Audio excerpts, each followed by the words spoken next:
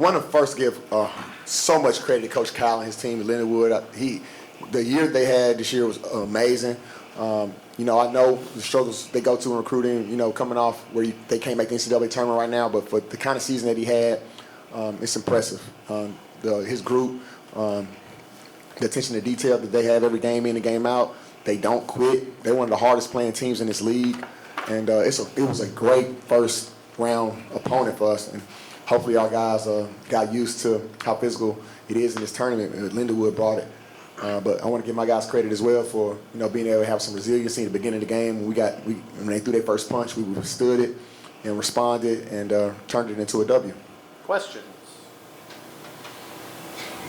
Can you talk about where your team excelled or struggled at in this game? Well, in the beginning of the game, it was just straight turnovers. They were scoring off turnovers and offensive rebounds. In half court, they had only scored 6 points in a half court against our 5-on-5 defense.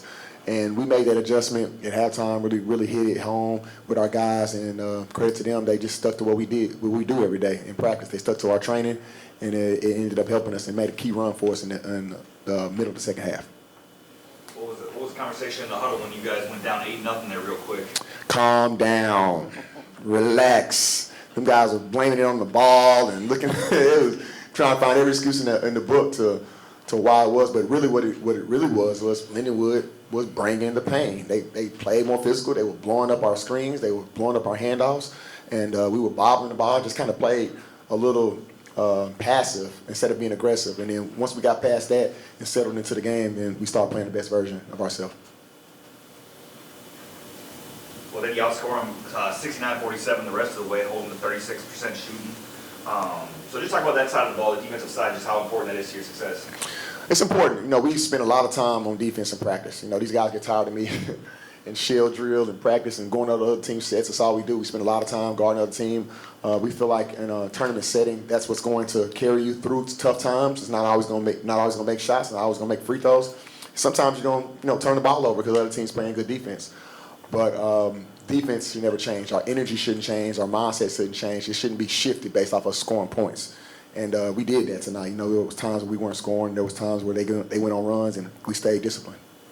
Let me ask the players about just the balance in the team. It could be a different person every night. The minutes are balanced. The scoring seems to be the balance. Just that mindset, if anybody can do it on any night.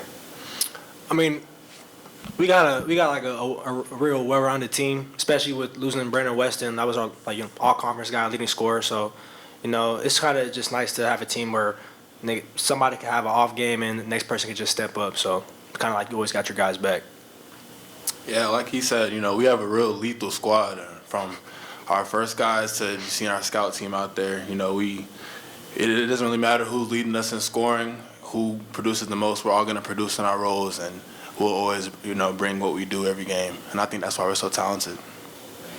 Can you talk about the upcoming strategies you have for this next game? Yeah, before I do that, I want to shout out Ahmir because, you know, looking at the stat sheet, and he has 2 points and 3 rebounds, but his impact on the game was so huge in a crucial stretch during that run. When he was in, he did a great job on ball screen defense, communicating, coming up with some really good 50-50 balls late in the game that it really just gave us a confidence. And, you know, Josh got tired right there towards the end, and Jesse wasn't having the talented, you know, he's one of the most talented front court guys in this league. He wasn't having the kind of game he wanted to have a 2 for 8 from the field.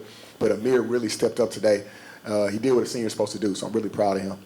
And in terms of our strategy for next game, it doesn't change from game to game. We stick to what we do. If our guys do what we do, no matter what, our energy, our level of communication, and staying disciplined and taking care of the ball, gives us a chance, and that's all we want to do. Talk a little about going up against Rashawn tomorrow, Player of the Year. You've been in this league for quite some time. What have you seen from him throughout the season in his career? You know, when the guys have been in the league as long as they have and staying with one program, you don't see that in today's game. You know, guys, you know, they'll move around, but his loyalty is what I respect the most, and his ability to stay loyal to Baroni and SIUE, and he's been rewarded with having a Player of the Year caliber season.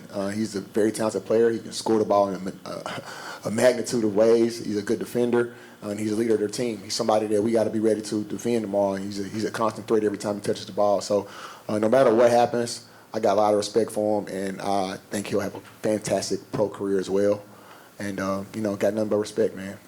Justus, you guys talked a little bit about Brandon going down, but since then, you've stepped up and obviously in a larger role.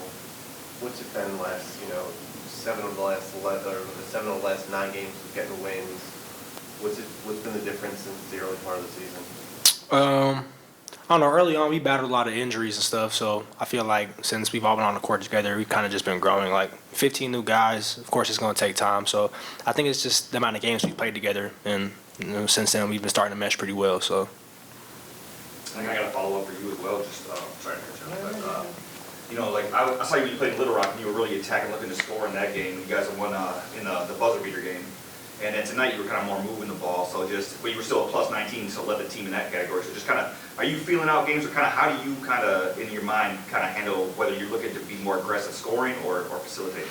Honestly, a lot of the time, coaches get on me for being like too unselfish, but sometimes I just can't help it. But just because I see the talent we have, like the amount of shooters we have and stuff, so it's kind of just like instilled in me. But when they get on me, it's just time to attack. So kind of just gotta be ready to do both.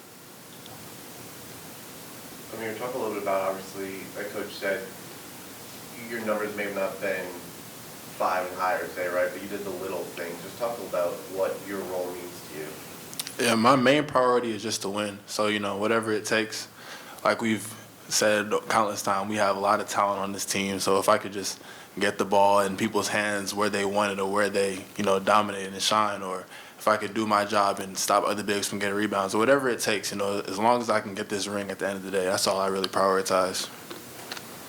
9:30 start tomorrow night, late one for you guys. You guys did get to play out west early in the season. It's different than when we play normal home games. What do you guys have to do to get yourselves mentally prepared but also physically prepared?